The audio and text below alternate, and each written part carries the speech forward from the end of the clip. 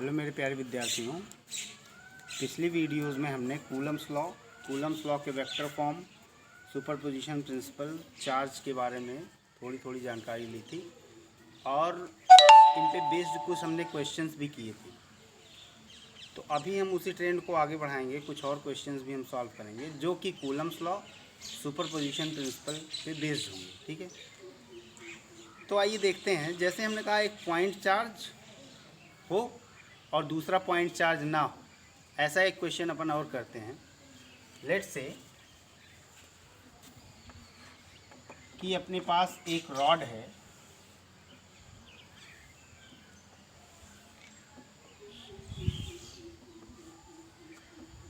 L length की,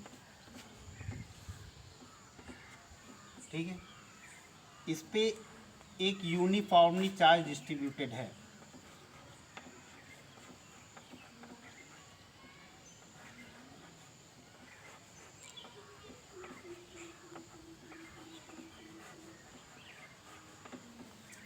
अब यहाँ से r डिस्टेंस पे एक कोई पॉइंट चार्ज स्मॉल q रखा है, ठीक है। हमें इन दोनों के बीच का फोर्स कैलकुलेट करना है कि फोर्स का मैग्नीट्यूड क्या होगा, force between rod and small point charge q क्या होगा। तो इस क्वेश्चन को करने के लिए हमने कहा ये तो पॉइंट चार्ज है, चलो अच्छी बात है, कोई बात नहीं, बढ़िया। बट अगर आप रॉड को देखें तो रॉड को हम पॉइंट चार्ज नहीं कंसिडर कर सकते, क्योंकि इसकी डायमेंशन जो है वो इनके बीच की जो डिस्टेंस है उसके कंपेयर में कुछ ना कुछ है, नेग्लिजिबल नहीं है। तो हम कहेंगे ये पॉइंट चार्ज तो हो गया बट ये पॉइंट चार्ज नहीं है। अब कैसे करें ऐसे क्वेश्चंस को? ऐसे क्वेश्चंस को करने के लिए हमने देखा था, आप याद करें वो रिंग वाली चीज़, उसमें हमने क्या किया था, छोटे छोटे पार्ट्स में उसको ब्रेक किया था। तो यहाँ भी इस रॉड को, ये बहुत ही थिन रॉड है, ऐसा समझे, थिन है। अगर मैं इसको इनफाइनाइटली स्मॉल पार्ट्स में डिवाइड करूं,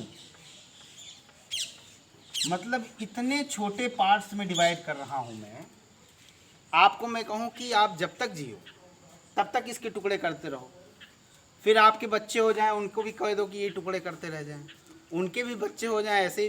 तो हमने कहा कि 2-4 पुस्तक जितने टुकड़े कर सकते हो उतने टुकड़े करो, उसमें से एक छोटा सा टुकड़ा लो।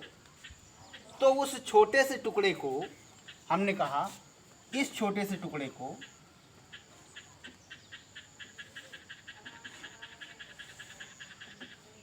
लेट से कि ये जो छोटा सा टुकड़ा है इसकी लेंथ dx है और ये छोटा सा टुकड़ा इस एंड से x डिस्टेंस पे है।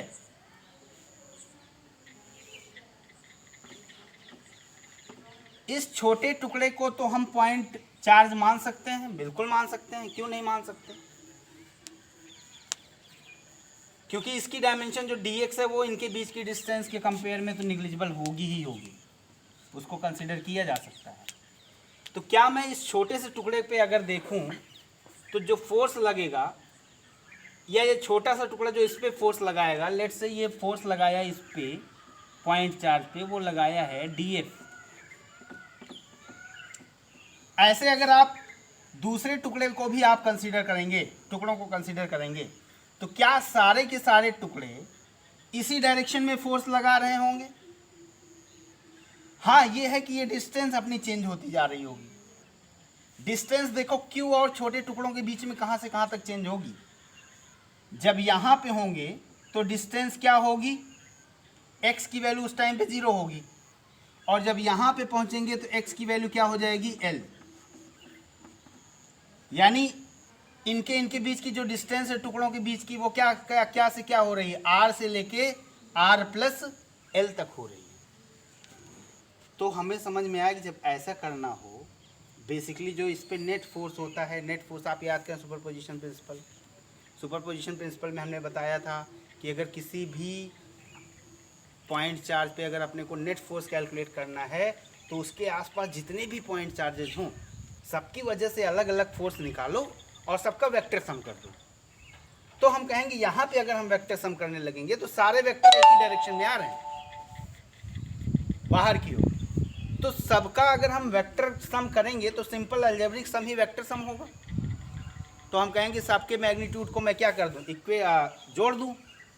तो हमने कहा कि एक छोटा सा जो टुकड़ा है उसकी वजह से जो फोर्स है वो कितना है, वो है के। इस पे लेट से ये चार्ज है डी क्यू, तो आप कहोगे के Q D Q upon distance क्या होगी भाई साहब छोटे टुकड़े और इसके बीच में, तो आप कहोगे आर प्लस एक्स का स्क्वायर। ठीक है, अब बात आई डी क्यू की।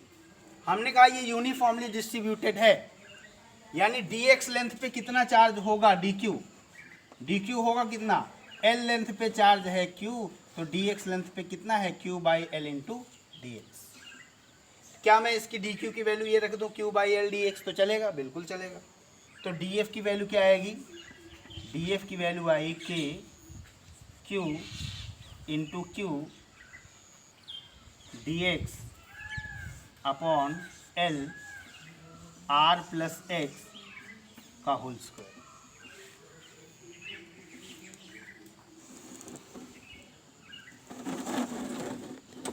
अब इसके बाद अगर हम कहें कि हमें निकालना हो नेट फोर्स, तो हमें सबका ये D F small D F को ऐड करना है। तो हम कहेंगे एफ नेट क्या होगा, एफ नेट हो जाएगा, अच्छा जब बहुत ही छोटे छोटी क्वांटिटीज हों उनको ऐड करने का मतलब क्या हो गया, उनको ऐड करने का मतलब हो गया कि हम सिंपल इंटीग्रेशन कर लें, तो इंटीग्रेशन ऑफ डी एफ हम कह सकते हैं। और डी एफ है क्या, डी एफ है अपना K Q capital Q upon L into D X upon R plus X का स्क्वायर। अब अगर हम इंटीग्रेशन की बात करें तो हम कहेंगे यहाँ पे x वेरी कर रहा है, कहाँ से कहाँ वेरी कर रहा है हमने पहले देखा, 0 से लेके l तक। तो x की जगह पे वेरिएबल रख दूँ मैं 0 to l तक, बाकी कुछ भी वेरी नहीं कर रहा है, r भी नहीं वेरी कर रहा है, k q अपॉन l भी नहीं वेरी कर रहा है। तो हम कहेंगे इसका इंटीग्रेशन तो सिंपल हो गया, F net is equals to K Q जो कांस्टेंट है उसको बाहर ले लेते हैं। इंटीग्रेशन का तरीका, integration 0 to l 1 upon R plus X square D X. इसका इंटीग्रेशन देखें, ये A X plus B type का है, तो अगर मैं आर प्लस एक्स को ले लूँ टी, लेट से इंटीग्रेट करने का तरीका देख लें इसको, let R plus X is equals to T, तो D X is equals to क्या हो जाएगा, D X is equals to हो जाएगा डी टी। हाँ, टी की जो लिमिट होगी वो क्या होगी, जब x बराबर 0 होगा तो t बराबर क्या होगा r, और जब x बराबर होगा l तो t इक्वल्स टू क्या होगा r प्लस l। तो इस इंटीग्रेशन को हम ऐसे चेंज कर सकते हैं, F net equals to K Q upon L, integration limit कहाँ से कहाँ, आप टी की लिमिट रखोगे आप r to r plus L, और यहाँ पे क्या 1 upon T square, 1 upon T square को मैं क्या लिख सकता हूँ, T to the power -2 dt। ध्यान से देखें, ये x to the power n type का है, तो x to the power n plus 1 upon n plus 1, इसको इंटीग्रेशन करने का तरीका, तो एफ नेट क्या आ जाएगा, एफ नेट हो जाएगा फाइनली के क्यू अपॉन एल, और यहाँ पे 1 upon R minus 1 upon R plus L. मैंने डायरेक्ट लिखा है, आप थोड़ा प्लस माइनस में देख लेना और उसको समझ लेना इसको इंटीग्रेट करके। तो फाइनल आंसर अपना क्या आएगा, फाइनल आंसर की बात करें तो जब इसका एलसीएम वगैरह लेंगे तो क्या निकल के आएगा अपने पास, ध्यान से देख के बताएं। ये आएगा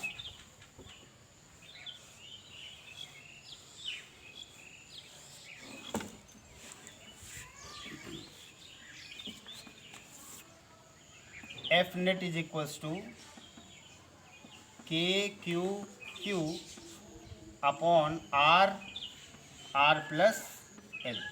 ये आया फाइनल आंसर। यानी इस पे जो एफ नेट लगेगा इस रॉड की वजह से एफ, वो क्या होगा, उसकी वैल्यू वो होगी K Q Q upon R R plus L. K क्या है बच्चों, के है 1/4 pi epsilon, 1/4 pi epsilon. Note कर लें एक बार।